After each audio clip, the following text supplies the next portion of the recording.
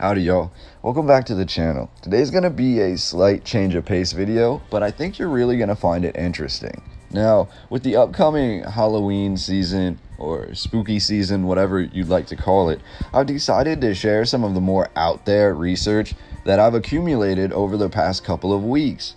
And today, we're going to discuss the tale of vampires in New England.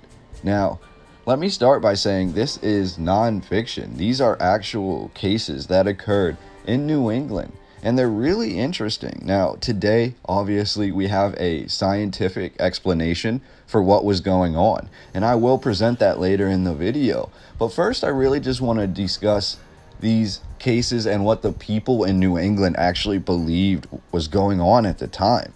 Because for a nation that was advancing at such a rapid pace, and with all these beautiful cities that I talk about in my old world videos seemingly springing up overnight, it's so interesting to me to note that in other parts of the country, rather nearby to these big beautiful cities, we have small towns and villages that have these entirely different set of problems going on. It's just so interesting to look at that dichotomy. So first of all, I just want to set that up.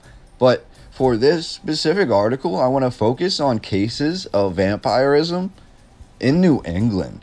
More specifically, we're told that this occurred in all of Rhode Island, parts of eastern Connecticut, eastern Vermont, and many other scattered small villages throughout New England. What's most interesting about all of this to me is the extensive time period that we are given. We are told the first documented cases of quote-unquote vampirism in New England occurred in 1793.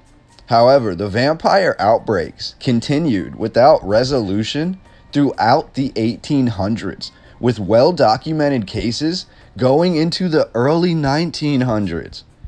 Interestingly, many people believe that the idea of vampires themselves somehow stemmed from Bram Stoker's Dracula novel. However, these cases of vampires in New England predate Stoker's novel by quite a bit of time.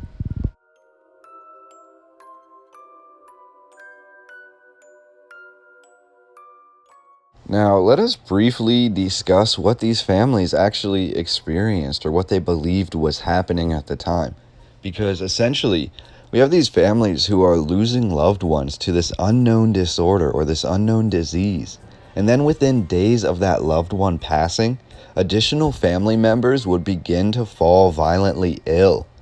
Eventually, those family members who fell ill would also pass on. And then those close to those family members would also fall ill.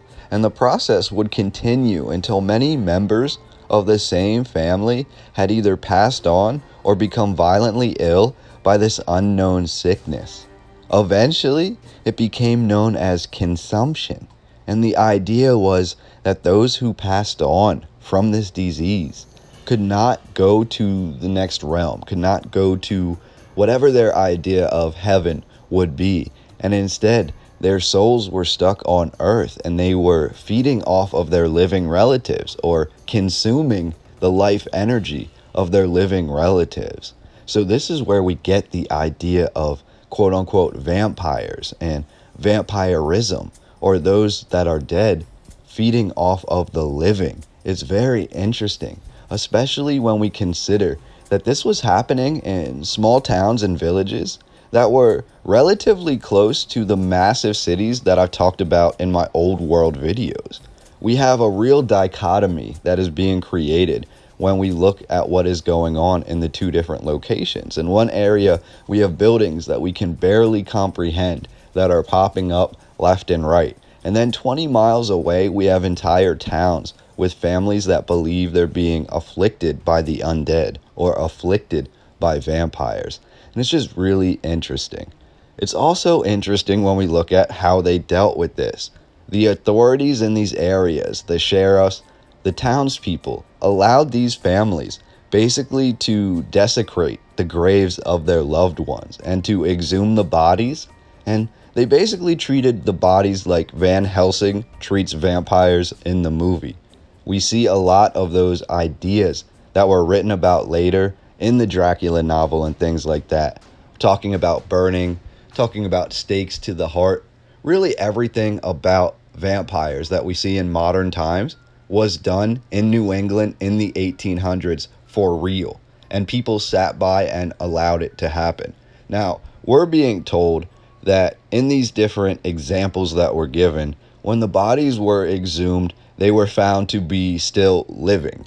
Now, science hasn't really been able to explain that per se, but we do have a lot of discussion about consumption, and it became a real big deal after this time period. Beginning in the early 1900s, we have a focus on eradicating tuberculosis, and that is what consumption is.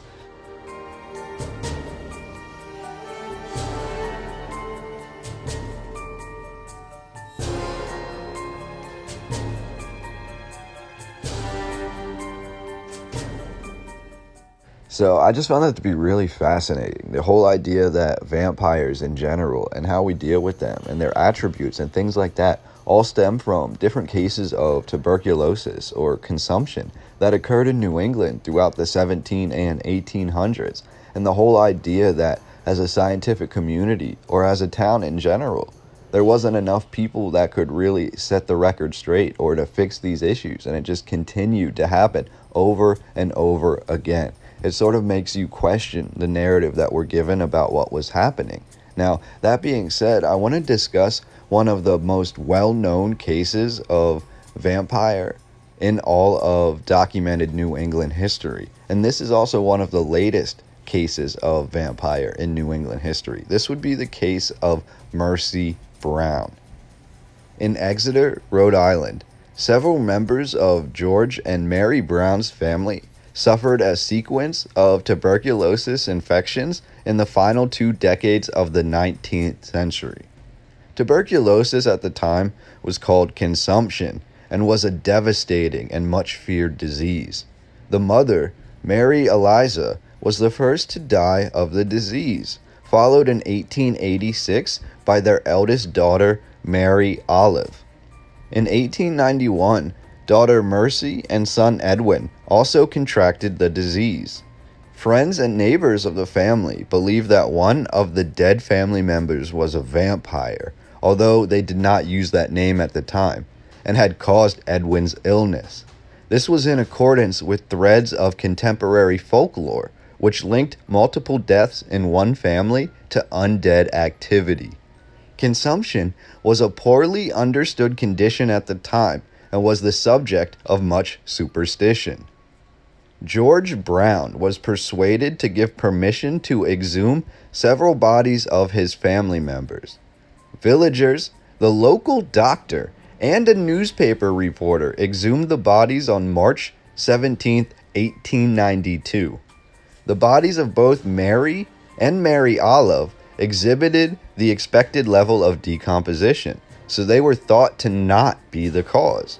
However, the corpse of a daughter, Mercy, exhibited almost no decomposition and still had blood beating in the heart. This was taken as a sign that the young woman was indeed undead and the agent of young Edwin's condition.